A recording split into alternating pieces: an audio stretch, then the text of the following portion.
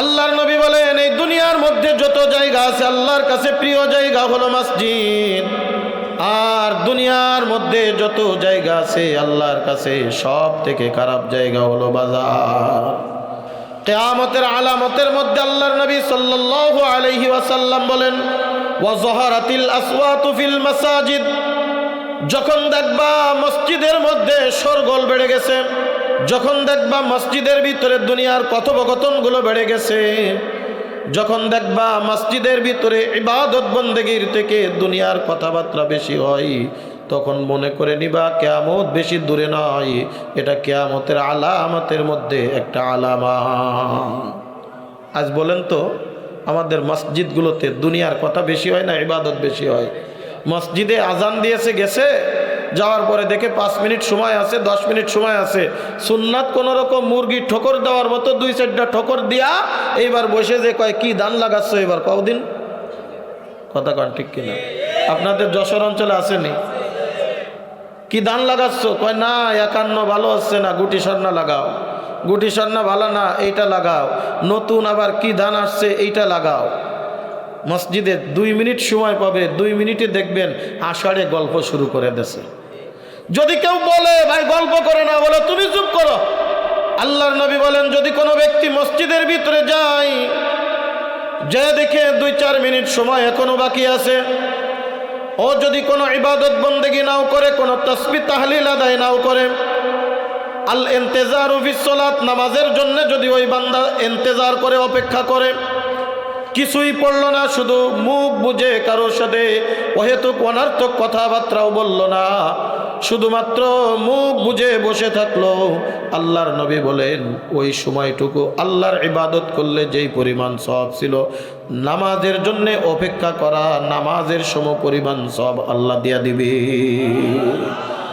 মসজিদের ভিতরে গিয়া যদি কোনো ব্যক্তি একবার কথা বলে, আল্লাহর ফেরেশতারা ডাক দেবে, আল্লাহর প্রিয় বান্দারা চুপ করো। আবার কথা বললো, বলে হে আল্লাহর বান্দা চুপ করো। আবার কথা বললো, ওই ব্যক্তি ডাক দিয়ে বলবে, আল্লাহর নাফরমান, মসজিদ থেকে বাহির হয়ে যাও, মসজিদ থেকে বাহির হয়ে যাও। কারণ মসজিদ তোমার জন্য না, কারণ মসজিদ দুনিয়ার কথা বলার জন্য না, মসজিদে ইবাদত চলবে কার? আরো জোরে বলেন কার? আল্লাহর ইবাদতের জন্য হবে মসজিদ। আর মসজিদে দুনিয়াবি কথা বলা এটা কিয়ামতের আলামত। সব মসজিদে দেখবেন সামনে লেখে থাকে মসজিদে দুনিয়াবি কথা বলা হারাম। কে দেখে লেখা আর কে শুনে কার কথা? ইমাম সাহেব বলে খবরদার কথা বলবা না, ওরা আরো বেশি করে কয়। হযরতে আলী রাদিয়াল্লাহু তাআলা আনহু বলেন, এক ব্যক্তি কথা বলতেছে, আপনি বললেন এই কথা বলে না, এটাও একটা অনর্থক কথা। এটাও কি? এখন আপনি বলবেন যে আমি তো কথা বলি নাই, হেরে চুপ করাচ্ছি, বলে তার ইশারায় চুপ করাও। এভাবে মুখে আঙ্গুল দিয়ে চুপ করো, কথা বলবে না। আল্লাহর নবী বলেন, এই দুনিয়ার মধ্যে যত জায়গা আছে আল্লাহর কাছে প্রিয় জায়গা হলো মসজিদ। আর দুনিয়ার মধ্যে যত জায়গা আছে আল্লাহর কাছে সব থেকে খারাপ জায়গা হলো বাজার।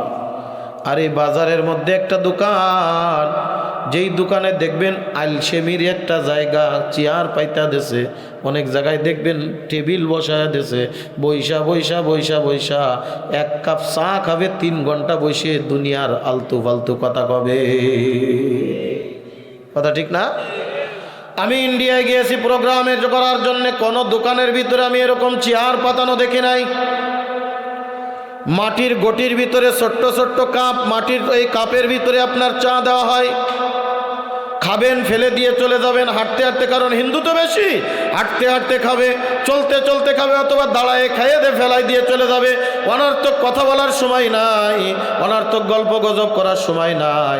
দেখবেন আমাদের সমাজে কিছু মানুষ আছে, ফজরের নামাজ নাই, কালাম নাই, ঠিক ভোরবেলায় উইটা কোনো রকম বিরাজটা করে ওই যে মোড়ে মোড়ে চার দোকান বসছে, চায়ের দোকানে বসে আর 9টা 10টার আগে ওখান থেকে আর ওঠে না। যশোরে আসেনি আপনাদের? চার দোকানে 3 ধরনের লোক বেশি পাওয়া যায়।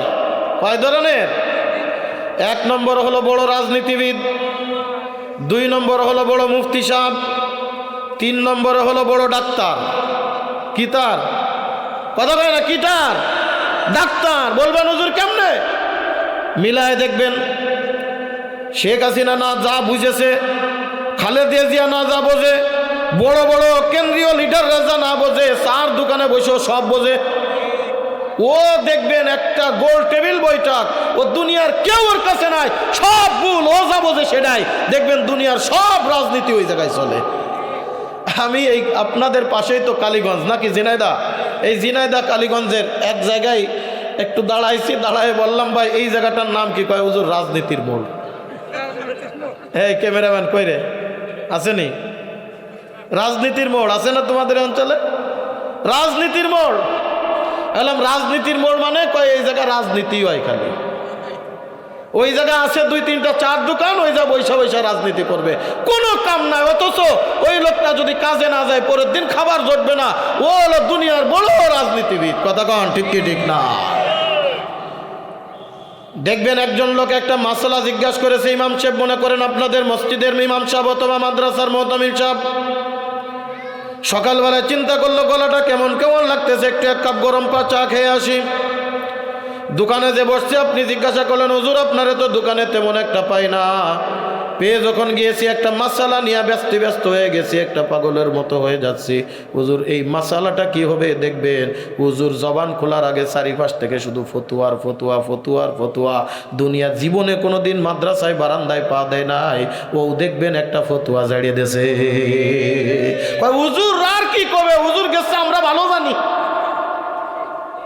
কই পাইছো? কই পাওয়া পাইর দরকার নেই, আমার চেয়ে বড় হুজুর আর কেনা আছে? কোন রকম একটা রোগের নাম বলবেন, দেখবেন ঔষধের নাম শুধু চতুর্দিক থেকে আসতেছে। বলবেন কিরাম জানি গ্যাসের মতো একটা ব্যথা লাগতেছে, এ বলবে প্যারাসিটামল খা, ও কবে না ওই অ্যান্টাসিড খা, ও বলবে তুমি এটা না, যদি ভালো খাইতে চাও তাহলে তুমি সার্জেল খাও। আর একজন ডাক্তার বলবে না সার্জেল খায় না, তুমি একটু ইনু ওই যেই পাউডার আছে পাউডার খাও, তাড়াতাড়ি শেষ হয়ে যাবে না। এমন MBBS ডাক্তার ওর কাছে ফেল, অথচ একই রোগ নিয়ে যশোর হাসপাতালে যাবেন, ডাক্তার আপনার রোগের কথাবার্তা শুনে দেখবেন ডান পাশে বাম পাশে এরকম কি লিখবে, লিখে বলবে যাও 5টা টেস্ট করে আসো, 10টা 15টা টেস্ট করে আসো, তারপরে দেখবেন ঔষধ 2টা লিখে দিয়েছে।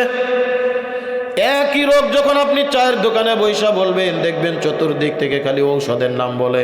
আমার একটা ভাতিজা ঔষধের দোকানদার, আমি ডাক দিয়ে বললাম তুমি তো জীবনে কোনো দিন ডাক্তারি পড়ো নাই, ঔষধ কেমনে বিক্রি করো? তুমি তো রোগ বালা মুসিবত কিছুই তো বোঝো না।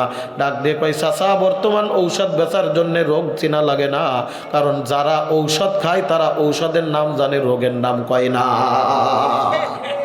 কথা ঠিক না? রোগের নাম কয় না, ওষুধের নাম কয়। আমার মনে হয় একজন মূর্খ মানুষ 10-15টা ঔষধের নাম মুখস্থ আছে, কোন রোগের কি ওষুধ সে যায় খালি কবে এটা দাও ওটা দাও ওটা দাও।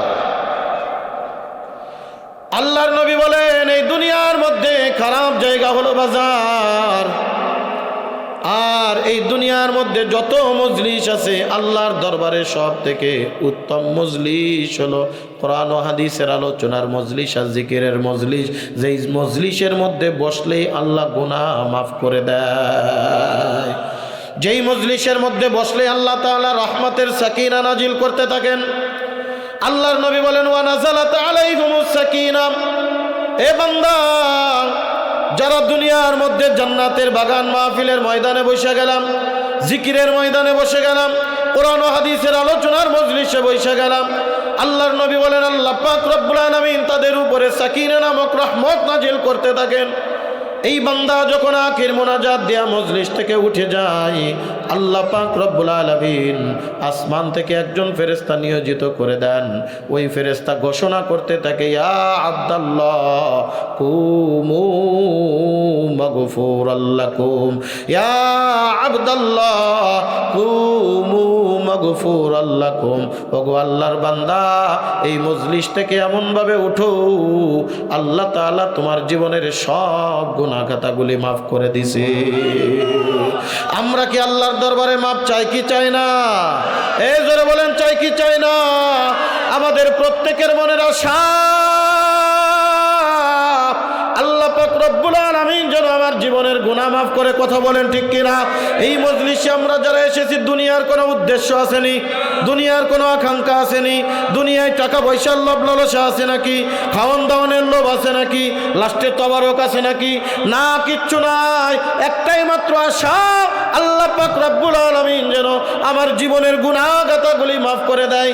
আল্লাহ পাক রব্বুল আলামিন যেন ওই কিয়ামতের ময়দানে এই বসাকে ওসিলা করে আল্লাহ তাআলা বিনা হিসেবে জান্নাত দেয়।